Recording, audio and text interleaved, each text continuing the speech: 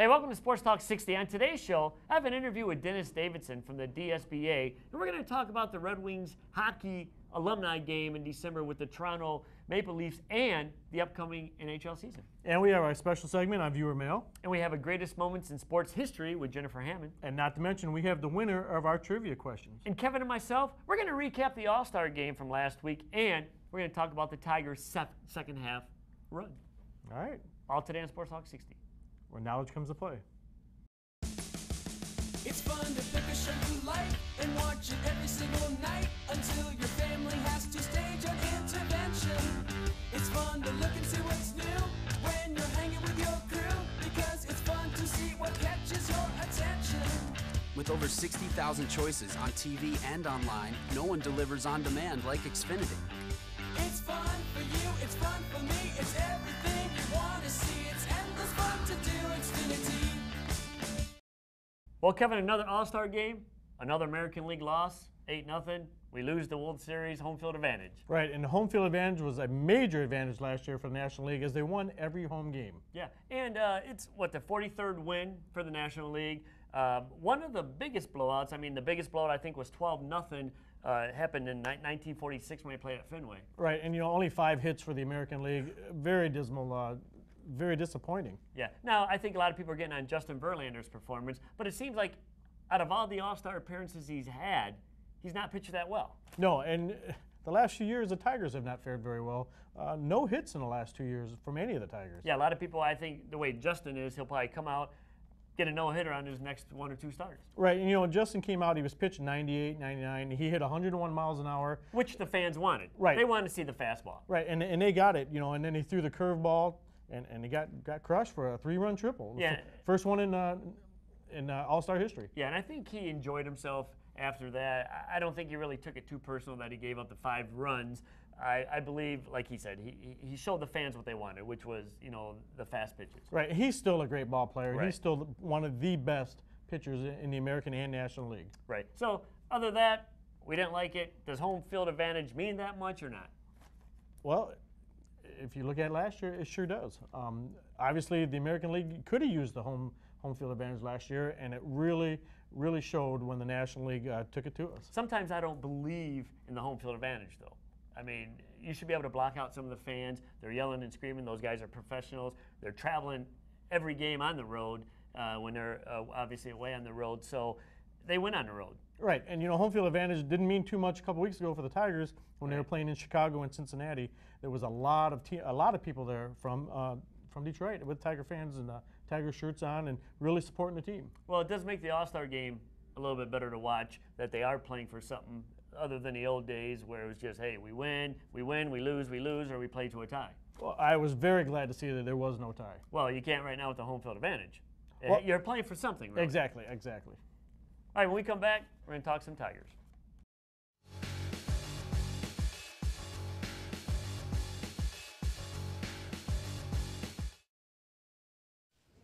And the card, please.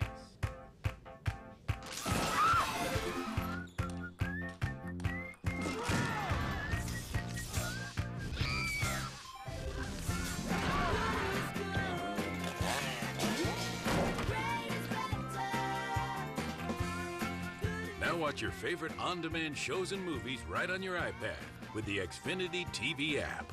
It's a revolutionary new way to watch, only from Xfinity. So now it's the second half of the season. Are the Tigers going to become the Detroit Tigers and make that playoff run? Are they going to have that slide that normally sometimes happens? Well, last year was the first year in Leland's career with Detroit that we didn't have a losing second half. Right. So this could be an interesting point because we're on a 5-game win streak right now, and we definitely need to keep going. Right, the momentum was there.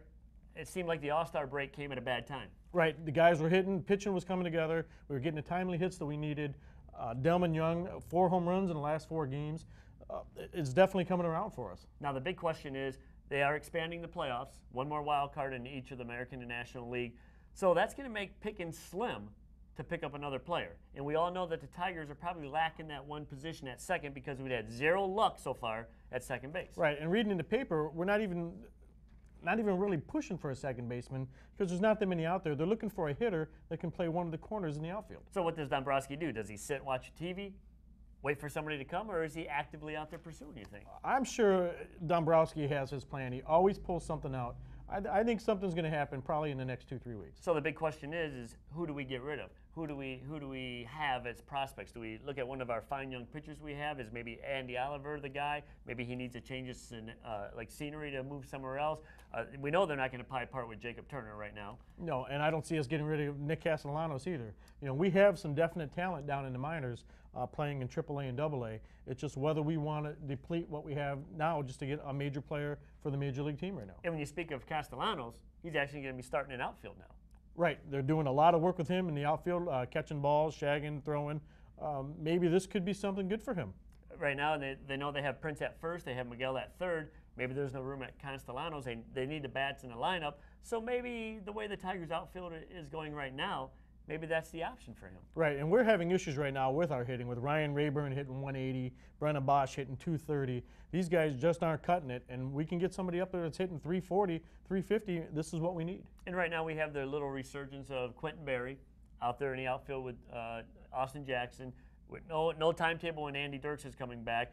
That could be the guys in the outfield right now. As long as Quentin Berry still contributes, you got Austin Jackson, you have Andy Dirks, that could be your 3 outfielders in place. Maybe Delman Young and Brendan Bosch getting some time out there and sharing a DH role. I think if you see these guys starting to hit the ball, they could be on the trade block too. I agree, because I believe the Tigers, to make that postseason run, are going to have to make some kind of deal. I think they need a bat to shore up that lineup. Right, and not only do we need the bats from the outfield, but we need our infield to hit too. Our second base just isn't cutting it, and Johnny Peralta is down 40, 50 points from where he was last year. Well, which I said earlier, all throughout the season, 0 luck at the second base position. Brandon Inge, Rayburn, Santiago. What do you do? Well, even moving in Don Kelly and Danny Worth, we've had absolutely, like you said, no luck with what's going on in that middle infield. Now, pitching, there is rumor had it that maybe Valverde may not stay the closer. You know, could the young kid Villarreal come up, or maybe Dotel step into that role? Well, and Brian Villarreal has just been absolutely unreal lately. Right. Throwing, 98, 97, just strikes, and his walk and strikeout per inning is just unbelievable right now. Nobody's hitting him, and he's going in, he's doing the job and getting it done. Is Valverde the same pitcher as he was last year? I think he was. He had these situations the same as last year. He just got more in his favor last year. Right, his numbers are almost exactly the same. There's no difference here. Maybe he started off slow, but if you're going to look at numbers, Justin Verlander is just 3 games off of where he was last year too. Right, he's about pitching the same. He's maybe not getting the run support like he did. Doug Fister, same thing. Doug Fister came in last year, was unbelievable. This year, not picking up the win. Right, Doug Fister, second half pitcher, obviously, last year was 8-1 for us in the second half. So this could be a big issue, getting these guys to pitch, timely pitching, just like we need timely hitting. And the things I think that counted against them, the injuries with Fister and Scherzer probably didn't help the club in the early parts of the season either. No, injuries for, like you said, Fister and Scherzer, not to mention Andy Dirks, and all the other issues we've had with our catching issues with Alex Avila and Gerald Laird. We've had nothing but issues with injuries all year long. That could be maybe another point that you bring up. Maybe you bring up a third catcher, because we know last year in the postseason, Avila didn't fare too well because he caught a lot of games last year. Right, and Alex Avila, who is strong this year, was on a pretty good start, slowing down a little right now, getting back into it though. Gerald Laird, who was actually not catching so well, but his offense is on fire. There you go. Once again, we're back with Jennifer Hammond, one of the Fox 2 sports personalities, and I've said it before, one of the nicest personalities that I know here in Detroit sports. And she's going to give us another story, one of the favorite things that she covered in sports. And actually, John, this time I don't want to disappoint you, but they're memorable stories that I actually didn't get to cover, if that kind of qualifies. I've been in Detroit since 1994, working for WDFN and Fox 2 and covering sports. And obviously, Barry Sanders is one of the most amazing personalities and athletes that I've ever had the good fortune to cover. And so one of the things that was really kind of sad for me is that when he broke the 2,000-yard mark in December of '97, I was actually on the road for 2 weeks covering the Michigan Wolverines at the Rose Bowl, which was an incredible event and memorable in its own right. But I'll never forget, it was the Sunday afternoon, and we had finished our work for the day. I was with my photographer, Rodney Ferguson, who's since passed away, so it's an even more special moment for me. And we were sitting in this little diner in South Carolina, California, near like Hermosa Beach, and we were eating breakfast, and we were watching the Lions game on TV because Lions, 1 o'clock football starts early on the West Coast, and we, watched the whole game, and it's when Reggie Brown went down and got injured, and then I believe they were playing the Jets, if I'm not mistaken, that game, and then Barry, went over the 2,000 yards, and his teammates carried him off the field, and all I could think is I've covered every single Lions game up until that point in my career in Detroit, and I missed that one, so it was really unbelievable. Then fast forward to 1999 rather. I get married in July 24th of 99, and I'm on my honeymoon in Canada with my husband, and I was just brushing my teeth or something to go out for the evening, and he says, honey, you better come here and look at the TV. And I came walking out, and all I saw on the bottom of the scroll, the ticker on ESPN, was Barry Sanders faxes a letter announcing his retirement in Wichita. And I just stood there blankly and stared, and I was in utter disbelief. And I guess nobody really got to cover that story, but I was not home in Detroit to, do the groundwork on it and share that time with viewers and Lions fans. And those are two moments that just really have stuck with me for a long, long time, because obviously Barry's the greatest, I believe. And I think your stare of disbelief is probably what everybody saw and everybody felt as they watched that same thing. But he got to retire healthy. He did, but it was shocking, and it was stunning, and it was sad, and I still, every time I see him, I can't help, and I'm really happy he's back in the fold with the Lions more, and I think that's so important for the city and so important for the team as the team, continues to do great things and reach new highs.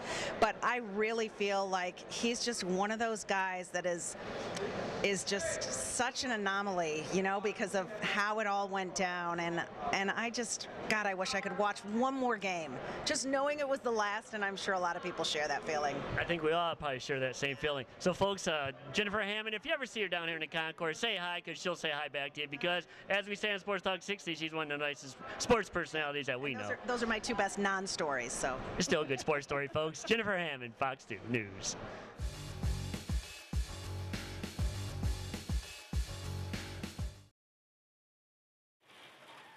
Viewers, can you pause this on demand show so we can watch it upstairs? Yeah, right. Like that's even possible. We can do it at my house, and we can watch DVR stuff on any TV too. What are you, from the future? No, she's from across the street. They have Xfinity from Comcast. The future's across the street? Please tell me Pat Boone is still touring. Who? When you said goodbye, ain't that a shame? Forget the rest of the words. U-verse's old phone wires can't handle what Xfinity can. Visit Xfinity Can to learn more. What happened that night? What happened? U-verse. Oh, my God, you could give a guy a heart attack. What are you doing? I'm doing jumping jacks. What do you think I'm doing? I'm sleeping in your laundry. Wait, it's taking this long to download my movie because you're napping? No, it's taking that long because I'm U-verse. Get Xfinity from Comcast. It's twice as fast as I am. We're done here, right? I'm pretty sure we're done here. U-verse's old phone wires can't handle what Xfinity can. Visit Xfinity Can to learn more. Hey, Kevin, it's the time of the show, viewer mail. I love viewer mail. Yes. First up is Keith from Detroit. Stuff we already talked about. How coincidental. What do the Tigers have to do to make it to the postseason? Well, it's fun. Win. The next 29 games are actually against teams that have a 500 or better record.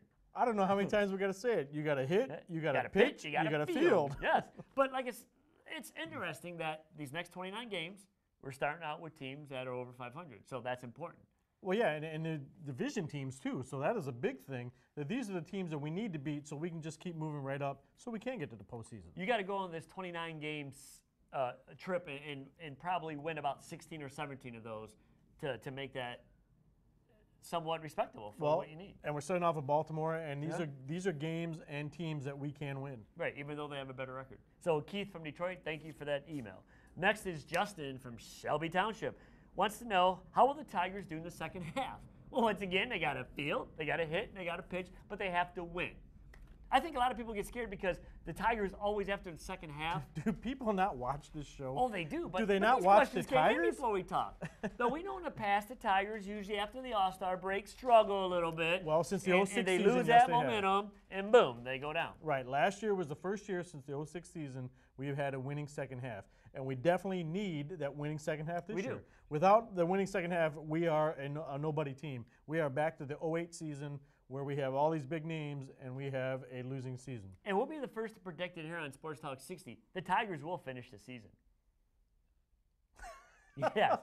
So Justin from Shelby Township, thanks for your viewer email, and Keith also from Detroit. If you want to email us at sportstalk60@comcast.net. We'll read it right here on the air. I have a special guest today on Sports Talk 60. I have Dennis Davidson from the Detroit Sports Broadcasters Association, and he's here to join us to talk about the Winter Classic that's coming at the end of the year. And in another segment, we're going to break down some of the hockey things with the Red Wings and what's going on around the NHL. So we welcome you to Sports Talk 60, Dennis. What is going around the NHL? Well, we're going to get to that in a little bit. But let's talk about the Winter Classic. Whatever's going around, I don't want it. You don't want it? No. But you've been with the Red Wings a long time. Yes. You go back to when? Well, as a presence in the press box, I go back to 1974. I first covered them in 1970 as for a radio station, Marine City, WSMA. So the Winter Classic, Right. do you like this event that's coming up? I like the event. Yeah, I mean, the whole concept of playing in a non-hockey setting, I think it's unusual. I don't know how long it's going to last. You know, you might go around the league once and, you know, and that's going to be about it. People might get tired of it. Well, it's going to be a big celebration of hockey, you know, Yes. from December 15th to like the end of December. yeah. And they're bringing like the Great Lakes Invitational, which is going to be a lot of the college teams. The Right. OHL is going to have games. The Right. American Hockey League is going to have games. And of course, we're going to have our own Toronto, Detroit Red Wings alumni series. Yep. Are you looking forward to some of the players that, you know, I like the production line. You got Ted Lindsay, and then we have the Vecchio is going to play, Dino Cicerelli, Kosher, all these guys that I grew up with and didn't grow up with, but it's just amazing to see things like that. It is. Unfortunately, with some of them, it's not going to be too amazing when you remember Alex the way he used to be, the way Teddy used to be, or Gordy and all those, because you have to understand these guys are in their 80s, maybe even closing in on 90. So to see an awful lot out of them, I don't know that you're going to see an awful lot. Even guys that have been out of the league only for 2 or 3 years, it's You pretty, lose that stuff. It's pretty obvious. I remember the very, very last game played at Olympia Stadium in January of 1980 was what they called the Red Wing old timers at the time, not the alumni. They played against the current Red Wings. Well, Eddie Jockman, the goaltender, was just a year out of hockey, and Mike Foligno was whistling by him like Eddie never played before. So, you know, it's a different skill level. Well, before we sat down for the interview, you mentioned a situation with Ted Lindsay. Yes. About when he started playing these games, Yeah. how he's like fighting for the Stanley Cup on that game. Can you mention that? About 20 years ago, they had I think it was on CBC, they had the original 6 series, which they brought back a lot of the players that a lot of them were just out of hockey, and some of them had been out for a few years. And they, of course, it was Detroit, Toronto, Montreal, all the 6 teams. And Teddy went out there, and he's probably, at the time, 61, 62 years old, so he wasn't really a spring chicken. But he thought he was playing for the Stanley Cup, and he had to stick up and running guys and things like that, and they're backing out and saying, whoa, this is supposed to be a friendly game. And Ted just, when he laced on the skates, that's the way he was, and who knows, he's liable to go out there at 84 or wherever he is now and want to take a chunk out of out of a Toronto player. I don't know. You don't know what to expect from Teddy. That would be good to see. And I like the ambience of the whole thing of us playing the original 6 team in Toronto. Yeah. And when you look at the whole half a month of December being dedicated to this Winter Classic, it's got to be a moneymaker for the city of Detroit, too. It's going to bring a lot of hockey fans. We are a hockey town. You're going to see, with the OHL teams, the AHL teams, you're going to see the collegiate guys, and all the greats from NHL past. Yeah. And it's gonna be a lot of fun. Might even see a boxing match going on with JLA around that time. And they're already talking about WWE or whoever's running it now coming in. So it's gonna be a big 2 weeks. Well, it's downtown good. Detroit. Yeah, I think it's going to be fun. We're looking forward to being out there. It could be cold, but it seems like this winter game is something that's big now in the NHL. It's drawing the people in. Yeah. You pick the right teams to do this game, and you get the crowd. Yeah, the whole idea originally was to, let's play them in the old ballparks like Fenway and Wrigley and Wrigley and things like that. Now it's the big house. Now we're gonna go for this big record. I don't know if I want to buy a ticket and sit, in the south end zone and try and watch a game on the 1st of January. But they're selling. It's more for the excitement of probably being there. Brian Burke says, I can sell all the tickets you want, and he's the general manager of Toronto. He says, how many you want to give me? 60,000? I'll sell them tomorrow. Hey, that's great. All right. We can come back. We're going to touch on the NHL and some of the picks that the Wings are picking up here on Sports Talk 60. It's fun to watch a funny show, whether you're at home or on the go. It's fun to catch up on the twists they're talking about. It's fun to watch new movies right away. They're on demand, not on delay. If you're through with satellite, come on and shout. It's fun for you. It's fun for me. Come on, everybody, to Xfinity. Come on, everybody, to Xfinity. Let me put you on a hot seat here for a second. Okay, what do you think? What do you think of the off-season moves? I mean, we really didn't pick up anybody since we lost out on Suter. Right. And, this whole thing about, I'm going back to the state I grew up in, or my wife's family's from there. My wife gets along with this guy. So we're losing out on some of these players. Do they want to come to Hockey Town and play? Do they want to come to Detroit and live? But off the off-season pickups, we really don't have a standout. Yeah, we have Samuelsson coming back. Right. We got this young kid from Sweden, Brunner. Right. Tutu. What do you think on some of these off-season picks? Well, Samuelsson, I think, is going to help him because he's a right-handed shot, and it's amazing to me. In fact, Jim Nill and I talked about one time. Why aren't there any right-handed shots anymore? Because he was right-hand shot, Chelios was right-hand shot. You don't have right-hand shots, and I think that's what hurt him until the guy we got in, the defenseman, I can't think of his name, that played last year, White, and he's a right-handed shot. So they need something on that side to help him out. Jordan Tutu, I don't know. He's a Ty Domi type player and a disturber.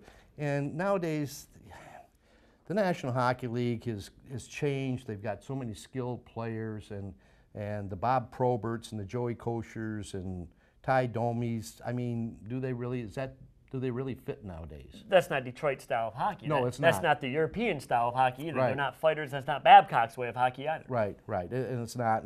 And is it necessary? Yeah, I do think that they need a good player that can come to the defense of his... The enforcer, you mean? Well, yeah, policeman, enforcer, we want to call it, but it can't be a cement head. He's got to be able to play. How about like a guy like Adam Downey that used to be here? Downey in his day was a pretty decent hockey player in his day, but when he got here, he wasn't that good anymore. And then we got May, and that's all he wanted to do was just add to his fighting record, and I don't think that helped us any at all. Well, I'm sure Ken Holland will still be shopping out there. He still says that the Wings are a destination choice for a lot of players. I think it is. The problem is, you can get players, but are you going to get a player?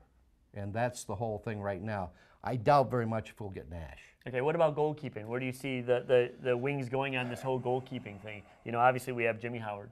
Right. Is he the goalkeeper that can take them into the Stanley Cup? We can see in the past that he can't make it through the first round sometimes. Well, and we put a lot of blame on goaltending. We do. And I'm not one of those because I really think that you've got to play good in front of your goaltender. If you don't, then you hang him out to dry. And when you hang a goaltender out to dry and he lets in what they call a soft goal, goaltenders are a funny breed. Now all of a sudden, he's going to say, wow, what's the next one? I can remember we had a guy by the name of Tim Chevelday here. Yeah. The fans got down on him so bad. He was a good goaltender, but after a while, he couldn't block a beach ball. Right. I remember the time after a game he went out in traffic and stepped in front of a truck and went under his legs. Went right through his pads. Yeah. Yes. Yeah. But you're right on that. I think you need a good defense to stop some of those pucks, or when you sweep that puck away and make the save, the defense has to make that second save. Exactly. They have to clear that puck. John Tortorelli of the Rangers is a very big stickler If you want to play on the Rangers, you got to be able to get in front of a puck. You've got to block a puck. You know, of course you want your goaltender to be the last line of defense and stop and make the spectacular glove save and the stick and all that sort of thing. But you know, when you're shooting through a screen, and if your guys don't stop the puck, then you got the goaltender looking around, looking between legs, you know, and then he's guessing as to where the puck is, and that's what can kill you. Okay. Well, before I finish up here, so if we went into the team as it is now, we stand pat with the pickups that the Wings have made. We don't pick anybody else up. Where do you see the Wings in the 2012-2013 season? Do you see them making the playoffs to the first round or moving on? With this team, what can they do? I think they can make the playoffs. I think I don't think that's a problem. I think their problem is depth. Is what do we have in Grand Rapids that when Franzen does go down or you know, Danny Cleary. I mean, not having Danny Cleary last year. I mean, there's a good role player and shows you what a role player can do for a team. And him being hurt did not help him at all. So you got to be able to go down the farm and you have to bring up somebody that can help with it, Smirzik or anybody like that that's going to come in and fill that role. We're going to miss Holmstrom because I don't think he'll be back. I don't think Kenny wants him back. So who's going to stand in front of the net? Cleary? Probably. Who else? Got to have somebody. Well, we shall see in the upcoming season for the Red Wings. All right, Kevin, well, we got the winner of the Sports Talk 60 fan package at the Tiger Ticket giveaway. Melissa from Brooklyn, Michigan won them. Congratulations, Melissa. There were 6 questions from the first 6 shows, and she was the winner. She was the winner. She got them right. We picked her name. Good job. Yeah, all you had to do is go on YouTube, look at the past episodes 1 through 6, look at the questions we asked on the show, answer them, email them. Simple as that. And she did it. She gets the tickets. So stay tuned for the next Sports Talk 60 contest. Should be in the next episode or 2. We'll announce it. Be the same way. You'll email us with all the answers. And we don't know what the fan package will be yet, but it's going to include one of these fancy new Sports Talk 60 shirts, I bet. So hey, thanks for tuning in to Sports Talk 60 today. We'd like to thank all the guests we had today. If you want to hit up the guys at Sports Talk 60, hit us up at sportstalk60@comcast.net. Or you can hit us up on Facebook and friend us. That's right, at Sports Talk 60. Or you can tweet us on Twitter at Sports Talk 60. I've never tweeted. Hey, and by the way, Mike's aunt, he's good today. Sports Talk 60. Your Detroit Sports Connection. We'll see you next time. Thanks. You know, he's convinced that we set the whole thing up and we were behind it all. You know, what is the chance of going in that closet and that board falling and locking him in there? Every time. And where's the proof? What proof does he have that we did this? He's a good guy. How could he not leave us his keys and take his car? They were laying there on the table. I would have taken it. Would you have taken it? I would have. We did take it. Well, see? He's just got problems, man. He's convinced that we have things against him. I like Mike. Yeah. I can't help it he got locked in a closet and he starved to death, but he had 12 Pepsis. Well, hey, he's a little clumsy. That's Mike's fault. Ah, jeez. At least he got out. Eventually. Yeah.